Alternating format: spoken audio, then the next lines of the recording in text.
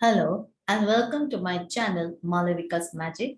Today I'll be sharing with you my views on how to frame a research topic. So in my previous video, I discussed about what is research and research design. So here I'll be talking about framing a research topic. So let me start by talking about certain important aspects that we need to keep in mind while framing the topic. First, we need to choose a topic of our interest. Second, we need to narrow down the topic. The third, we should find out the appropriateness of the topic for our audience. And then the amount of information that we can access in that particular topic, and also avoid over exhausted topics. So now let us find out what could be the steps involved while choosing a research topic. The first step is identifying a broad area. The second is discovering the problem or problem related to that area. Third is locating the target group. The fourth is finding the consequence of the problem. The fifth is backing the consequence with evidence. So let us understand each step in greater detail. So first, I'll be talking about identifying a broad topic or a broad area. So here I'll be dealing with two examples so that you have a better understanding of what is the meaning of broad topic. So first I will talk about discovering a problem in the broad topic. So my topic that I chose is it's related to one topic is related to communicating ideas. The second topic is related to the agriculture sector is neglected. So both these topics are broad enough. And now I have to find out what could be how I could narrow down this topics, so that it is very clear that I'll be talking about a particular aspect related to this broad area.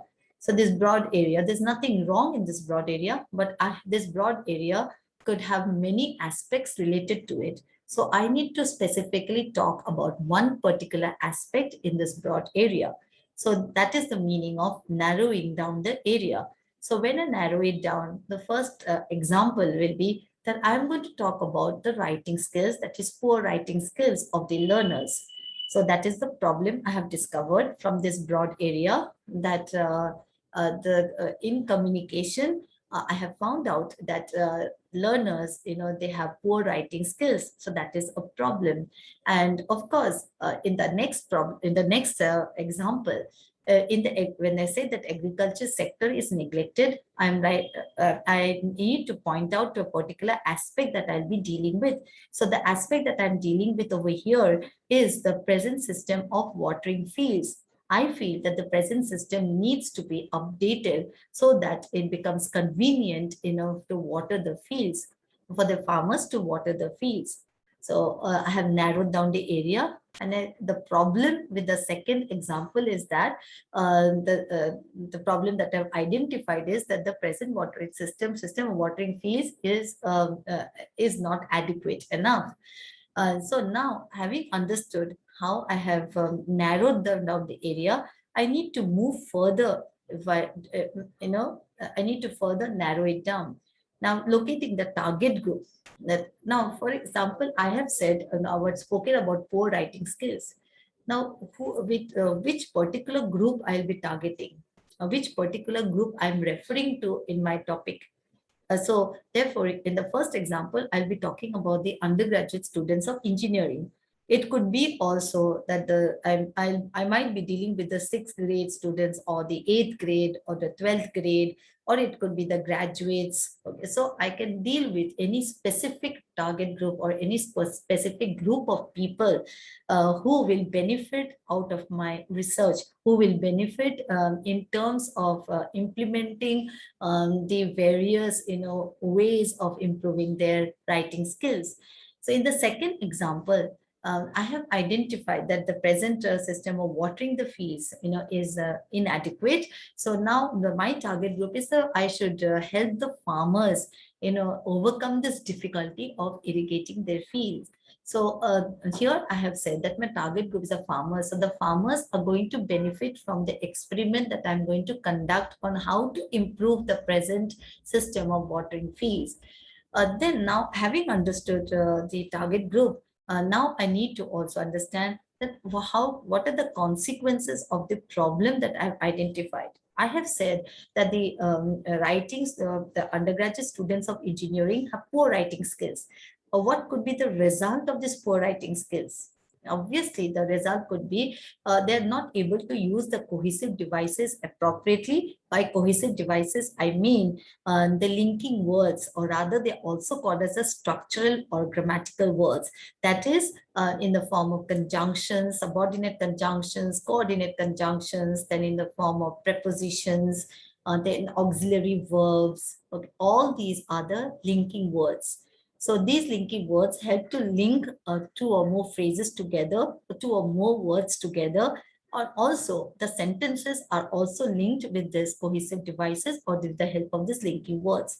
So the problem is that the consequence, the result of this problem is that they're not able to use the cohesive devices appropriately. That results in lack of coherence, that is lack of understanding, lack of, organizing the ideas, putting the ideas systematically. And therefore, when they're not able to connect their ideas, it becomes very problematic for the readers to understand what exactly they're communicating. And also, that becomes a major problem because it is considered that they have poor communication skills or poor writing skills as a result. Now, the second example, what could be the consequence of the problem if the existing system of watering the field is inadequate? What are the consequences? The farmers, what are they facing? It is very tedious for the farmers. It is time consuming for the farmers. And because it is time consuming, most of the time the farmers could, neglect watering the fields, and it could result in poor yield. So having identified the consequences, now let us go on to find out how we can measure the problem.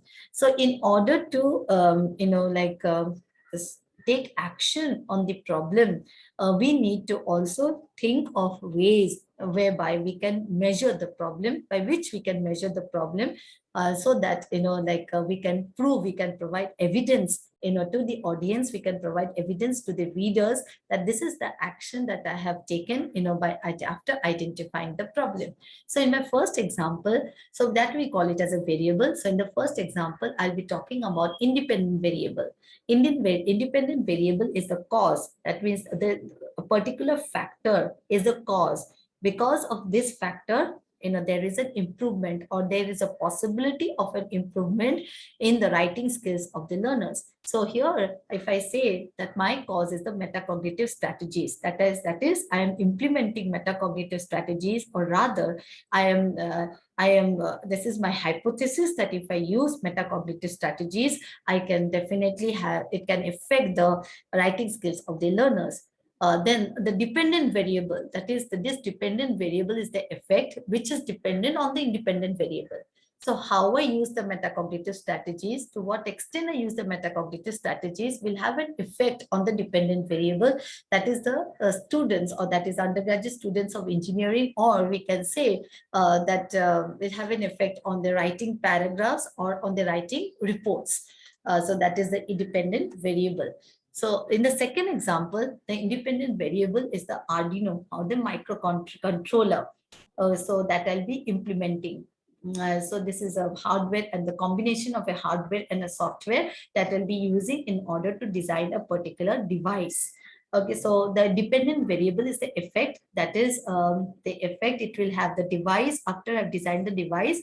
The effect it will have on the farmers watering the fields. It will be faster, and of course, it will be a smart way of irrigating the fields. So having understood how to measure the problem, now we also learn how to back the consequence with evidence. So that we know what will be the consequence. The consequence will be either it could have an improvement in the writing skills, or the consequence could be that there is no improvement in the writing skill. So how to achieve this consequence? So first of all, I might give the treatment in the first example. My treatment could be I will give training to the learners in using metacognitive strategies. The second is I'll be conducting an experiment, and I'll be developing a new technique whereby the farmers, I'll be experimenting on the farmers in order to see whether there is a positive impact. So this training and this technique that I'll be using, this forms my evidence. This is what I'm trying to put forward to the readers, to the audience, that this is the evidence I have gathered. I've taken action on the problem, and after taking action, after reflecting on the problem, after introducing certain measures or certain cause that could lead to a positive impact on the learners or on the farmers, I have gathered this particular evidence, and this evidence can be supported by background information. At the same time, this evidence can be put forward or compared with the existing evidence, and try and find out whether there is any similarity or there is any difference in the evidence.